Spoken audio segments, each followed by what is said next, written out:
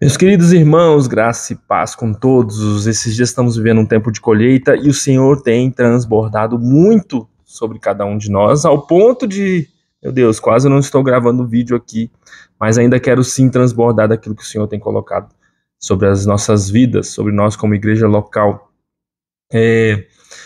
Esse tempo de colheita tem sido demonstrado como multiplicação, semeadura, e Deus se usa do que você tem. Sabe, todos nós que somos filhos do Senhor, todos nós que cremos genuinamente, que fomos salvos por Ele, nós temos no mínimo um talento, nós temos no mínimo uma semente, e o Senhor não quer que nós escondamos essa semente, mas pelo contrário, plantemos essa semente, lancemos a semente, porque dessa semente sairá multiplicação de frutos, frutos abundantes, frutos grandes.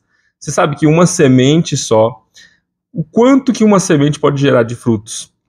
A partir de uma semente, quantas árvores podem ser plantadas com o passar do tempo e quantos frutos podem ser colhidos? Então creia, o Senhor já colocou uma semente no seu coração, na sua vida, e você precisa plantá-la. Não seja omisso, a semente é a palavra de Deus. Plante a palavra de Deus, plante o evangelho.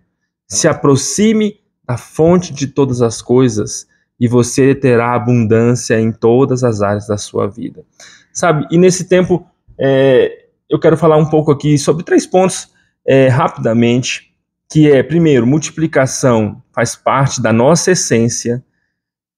Segundo, haverá muita resistência. Quando você prega a graça de Deus, há muita resistência. E terceiro, passe pelo processo. É necessário que nós passemos pelo processo de plantio, de regar e de colher essa semente que o Senhor tem colocado no seu coração. Sabe, eu vou falar primeiro aqui de Gênesis 1, no verso 26. Então Deus disse: façamos o homem à nossa imagem e semelhança. Dominará sobre os peixes do mar, sobre as aves do céu, sobre os animais domésticos, sobre todos os animais selvagens da terra e sobre os animais que se rastejam pelo chão. Verso 28. Então Deus os abençoou e disse: sejam férteis e multipliquem-se. Encham a terra e governem sobre ela. Dominem sobre os peixes do mar, sobre as aves do céu e todos os animais que rastejam pelo chão. Sabe, os peixes do mar simbolizam o mundo, as aves do céu simbolizam todos o mundo espiritual. Você tem poder sobre o mundo espiritual. E os animais que se rastejam pelo chão simbolizam aí os demônios, essa parte mais espiritual também. Você tem o poder de dominar sobre as circunstâncias da vida, sobre o mundo espiritual e sobre qualquer opressão contra você.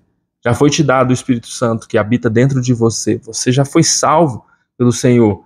O Senhor já habita em você. Você é tabernáculo dele vivo. E você tem esse poder dado por ele, né? E nessa mesma comunhão aí, o Senhor me trouxe 2 Coríntios, no capítulo 2 e 3, para a gente só falar um pouquinho aqui sobre esses pontos.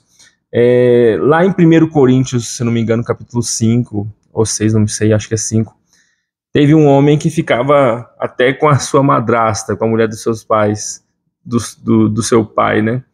E isso era uma prevaricação tal que Paulo falou: como vocês ainda concordam com tudo isso? Né? Tirem ele para que a sua carne sofra e o seu espírito seja salvo.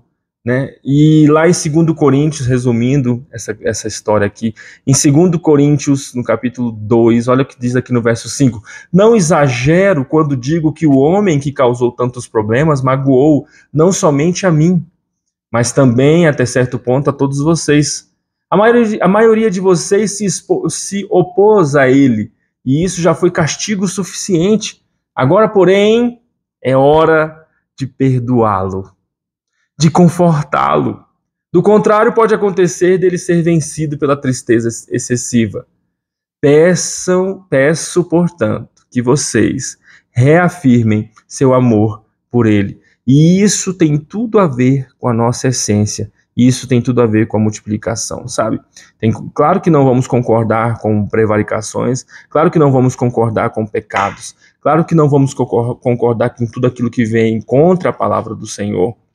Mas entenda, nós precisamos exercitar o perdão, nós precisamos exercitar o amor E de fato podemos multiplicar quando esse amor, quando esse perdão está super abundante nos nossos corações. Sabe, pregar o evangelho, lançar a palavra, lançar a semente, é falar para as pessoas que você é perdoado pela graça, que você é amado pelo Pai, que você, se crê genuinamente, receber o Espírito do Senhor, você é salvo e se torna um filho amado do Pai. E aí, lendo rapidamente, eu lhes escrevi daquela forma para testá-los e ver se seguiriam todas as minhas instruções.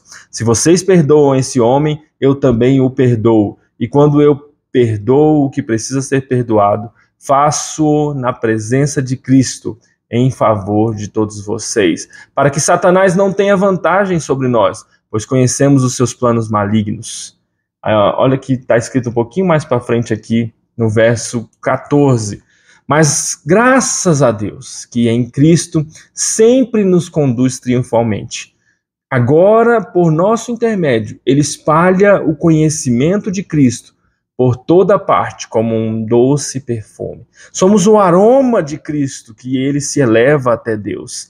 Mas esse aroma é percebido de forma diferente por aqueles que estão sendo salvos e por aqueles que estão perecendo. Olha o que diz aqui, que nós somos o aroma de Cristo quando anunciamos a sua palavra, quando pregamos os seus evangelhos, e esse aroma se soa diferente, ele é percebido de forma diferente para aqueles que estão sendo salvos. Não é que serão salvos no futuro, não é que só vai ser salvo lá quando acabar o mundo, não é isso, você está sendo salvo agora, né?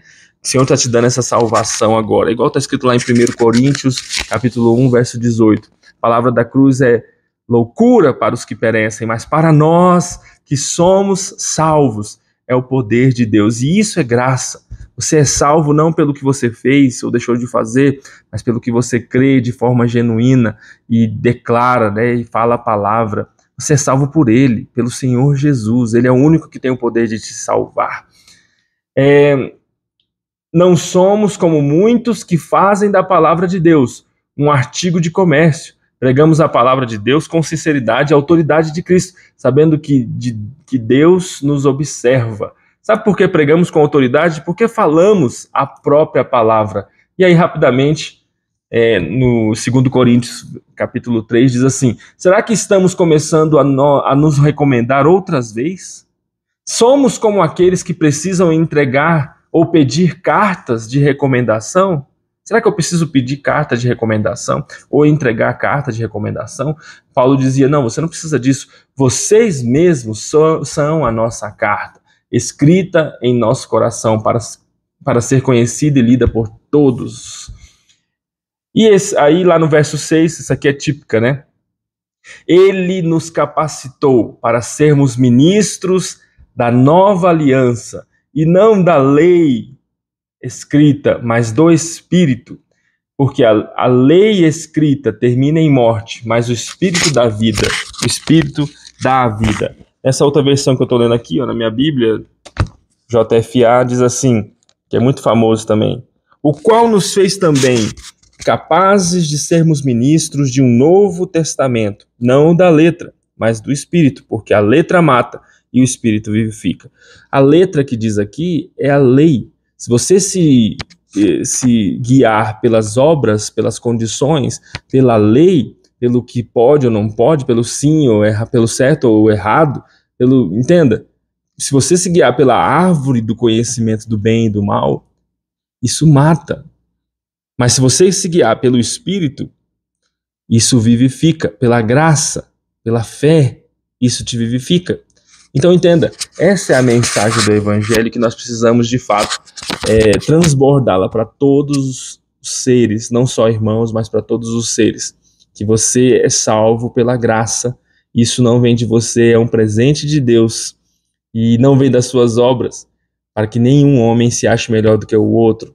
Você é perdoado e você vai encontrar amor nele, amor tal que você não vai conseguir nem se conter de tanto amor que ele tem por você, ao ponto dele dar o que há de mais importante no céu, chamado Jesus Cristo, para te salvar, para que você então possa viver a vida de Deus, a vida eterna. Sabe, seja bem-vindo.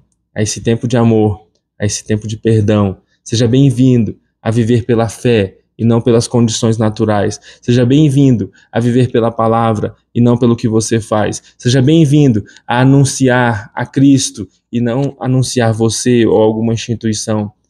Quem é o vencedor de todas as coisas é Cristo, e Ele comprou tudo isso para você. Eu quero terminar falando sobre o que está escrito lá em Marcos, sobre a salvação, como essa live aqui acabou sendo mais assim em cima da salvação, né? Quero falar um pouquinho aqui, ó, que está escrito lá em Marcos 10, o tanto que isso aqui é forte. O próprio Jesus diz, Marcos 10, no versículo 26, e eles se admiraram ainda mais, dizendo entre si, quem poderá então, pois, salvar-se? Então o próprio Jesus, olhando para eles, disse, para os homens é impossível se salvar, mas não para Deus, porque para Deus todas as coisas são possíveis.